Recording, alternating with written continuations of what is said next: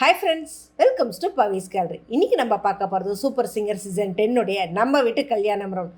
அதில் நம்ம பார்க்க போகிறது ரவுடி பேபியான ஸ்ரீவர்ஷினியோட தாங்க.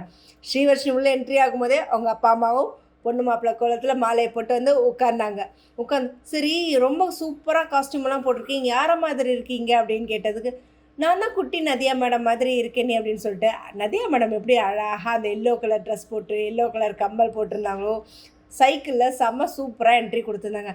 அப்புறம் இந்த கொண்டெல்லாம் நீங்கள் போட்டுறீங்களா, அதே கொண்டை தான் அப்படின்னு சொல்லிட்டு நதியா மேடம் கேட்டதுக்கு சொன்னதும், இப்போ வரைக்கும் கொண்டை அப்படின்னாவே அந்த ஒரு ட்ரேட்மார்க் கொடுத்தது அது இவங்க தாங்க. நதியா கொண்டை அப்படின்ற ஒரு ஃபேமஸே அவங்களுக்கு தான். ஸோ அப்பேற்பட்ட அந்த படத்தில் தான் இந்த பாட்டு ஸ்ரீவர்ஷினி பண்ணாங்க. என்ன பாட்டுன்னு யோசிக்கிறீங்களா? பூவே பூச்சூடவா படத்துலேருந்து பூவே பூச்சூடவா அந்த படம். இந்த படம் 1984 மலையாளத்தில் ஃபாசில் அவர்கள் டைரக்ஷனில் நொக்கித தூரத்து கண்ணும் நாட்டு அப்படின்ற படத்தை தான் தமிழில் 1985 ரீமேக் பண்ணி எடுத்தாங்க. அதில் மோகன்லால் அவர்களுக்கு பதிலாக எஸ்வி சேகர் அவர்கள் இவங்களுக்கு பேரா நடிச்சிருந்தாங்க. நிஜமாவே படம் சூப்பரான ஒரு படம். அந்த காலத்துல 100 நாள் தேட்டரில் ஓடின படம்ங்க. இதில் மியூசிக் நம்மளுடைய இளையராஜா அவர்கள். இந்த படத்தில் எல்லா பாட்டுமே நம்மளோட சித்ராமா பாடினது தான். இதில் இந்த பூவி பூச்சூடவா இதில் மேல் வெர்ஷன் மட்டும்தான் நம்மளுடைய கேஜே யேசுதாஸ் அவர்கள் பாடினது. இப்பேற்பட்ட படத்தில் இருந்தால் அந்த பாட்டை ஸ்ரீவர்ஷினி ஸ்டேஜில் அவ்வளோ ஒரு அழகாக பாடினாங்க. பாடி முடித்ததும் கோல்டன் பஸ்ஸர் வாங்கினதுக்கு நம்மளுடைய பிரியங்கா கேட்டது, மேடம் எனக்கு ஒரே கன்ஃபியூஷனாக இருக்குது, இதில் எந்த நதியாக அழகாக இருக்காங்க அப்படின்னு சொல்லிட்டு.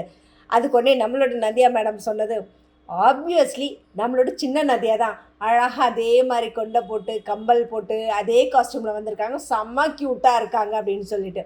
அதுக்கு உடனே நம்ம ஸ்ரீவர்ஷினி சொன்னது, நான் இவ்வளோ அழகாக பாடினேன்ல, அப்போது நீங்கள் ஒன்று பண்ணுங்க, என் கூட வந்து நீங்களும் வந்து சேர்ந்து பாடுறீங்களா அப்படின்னு சொல்லி கேட்டதும், ஆனால் எனக்கு தான் சைக்கிள் இல்லையா, அந்த சின்ன சைக்கிள் நான் எப்படி உட்காந்து பாடுது, உங்களுக்காக நான் பெரிய சைக்கிளே வச்சுருக்கேன் வாங்க அப்படின்னு சொன்னதுக்கு, நம்மளோட நதியா அவர்கள் ஸ்டேஜுக்கு போனதும் உடனே நம்ம சித்ராமா பார்த்து, சித்ரா பேபி நீங்கள் எங்களுக்காக அந்த பாட்டை பாடுறீங்களா, நாங்கள் 2 பேர் சைக்கிள் ஓட்டுறோம் அப்படின்னு சொல்லிட்டு சித்ராமா பாடவும் நம்மளுடைய 2 நதியா அவர்களும் சேர்ந்து ரொம்பவே அழகாக ஆக்டிங் கொடுத்தாங்க. ரொம்ப அழகான ஒரு பர்ஃபார்மன்ஸ், சூப்பரான ஒரு மொமெண்ட் தான் சொல்லணும். இதை முடித்ததும், சரி உங்கள் அப்பா அம்மா கூட ரிசப்ஷனில் நீ இருந்தியா அப்படின்னு சொல்லி மாக்காப்பா கேட்டேன். அப்போ தான் நான் எங்கள் அம்மா வயிற்றுக்குள்ளே இருந்தேனாமே, அப்படி தான் ஓரெல்லாம் சொல்லி ஏமாத்துறாங்கன்னு சொல்லி நான் மாக்காப்பா கலாய்ச்சதும், சரி போய் இந்த பூவை கொடுத்துட்டு 2 பேருக்கூடையும் சேர்ந்து உட்காந்து ஃபோட்டோ எடுத்துக்கோன்னு சொல்லி நம்மளுடைய மாக்காப்பா அனுப்பிச்சிக்கும் அவங்க அப்பா அம்மாவோட சேர்ந்து செமையான ஒரு ஃபோட்டோவும் எடுத்துக்கிட்டாங்க. நிஜமே ஒரு சூப்பரான பர்ஃபார்மன்ஸ், ரொம்பவே அழகாக இருந்தது. ஸோ இதை பற்றின கமெண்ட்டை கமெண்ட் பாக்ஸில் கொடுங்க. இந்த மாதிரி இன்ட்ரெஸ்டிங்கான அப்டேட்ஸ்க்கு என்னோட சேனலை சப்ஸ்கிரைப் பண்ணிக்கோங்க. பக்கத்தில் இருக்க பெல் ஐக்கானை கிளிக் பண்ணிக்கோங்க, நோட்டிஃபிகேஷன் மிஸ் பண்ணாமல் இருக்கிறதுக்கு.